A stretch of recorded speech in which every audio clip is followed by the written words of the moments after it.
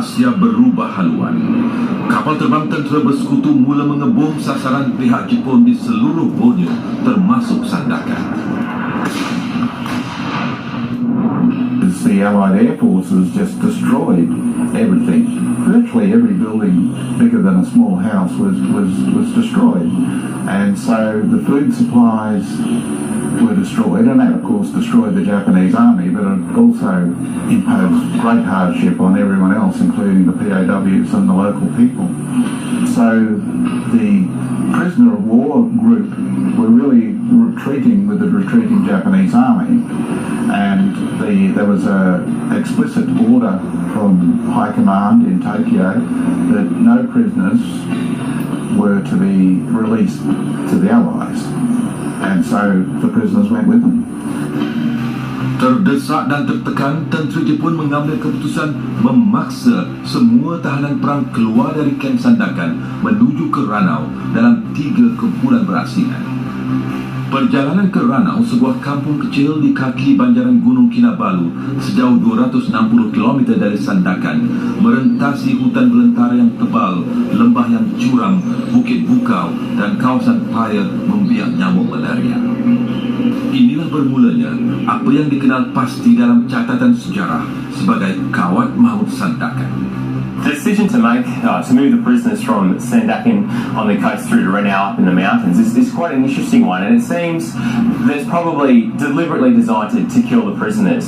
By early 1945, there's only several hundred prisoners who are still left at Sandakan. Others have died from beatings and starvation, mainly starvation. The survivors themselves describe Sandakan as one big death house. 28 Januari 1945 bermula kawat maut pertama dengan 455 tahanan perang.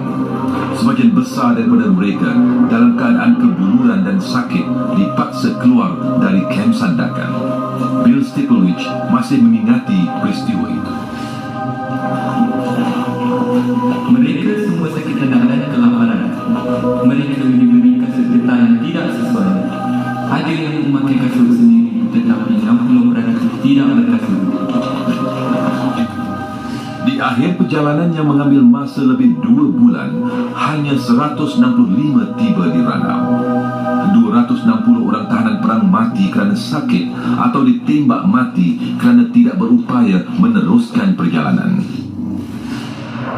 27 Mei 1945, tentera bersekutu mula mendarat di Borneo dan kawasan berdekatan Sandakan. Tentera Jepun semakin merasa cemas kerana terdesak berundur ke kawasan pendalaman. Kamp Sandakan dibakar untuk memusnahkan segala bukti wujudnya tahanan perang di Borneo. Ini satu perasaan yang aneh melihat pondok-pondok itu terbakar, kerana ia juga bermakna segala bukti kematian rakan-rakan kita juga musnah. Mungkin keadaan ini sudah lama terbayang dalam fikiran kerana maut bakal menanti. 29 Mei 1945, Dick Braithwaite adalah antara 570 orang tahanan yang dipaksa keluar dari kamp Sandakan walaupun ramai dalam keadaan tenang. Inilah kawat maut kedua yang paling banyak menelan korban jiwa. See, they were so malnourished, and they were, well, he personally had malaria and dysentery at the time. I don't think he had beriberi at the time, but so they were all very sick men, and they were very malnourished. In his case, when he was weighed immediately on joining the Allies, he was down to less than 50% of his fit body weight.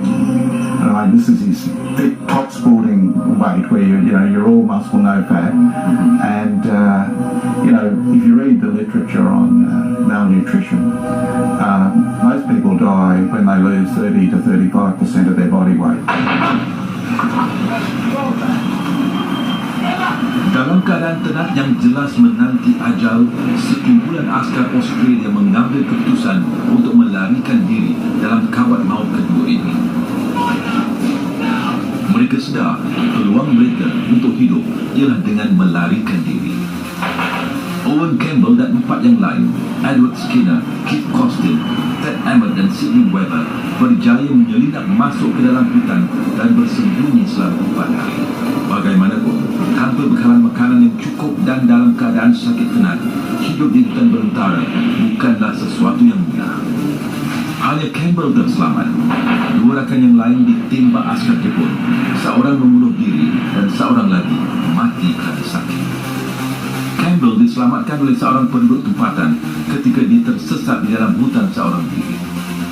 Campbell diberi perlindungan dan rawatan hampir 2 bulan sehinggalah perang berakhir. Pelarian Campbell dan rakan-rakannya membuat pihak Jepun semakin kejam. Tahanan yang tidak lagi berdaya meneruskan perjalanan ditembak atau ditikam dengan bayonet.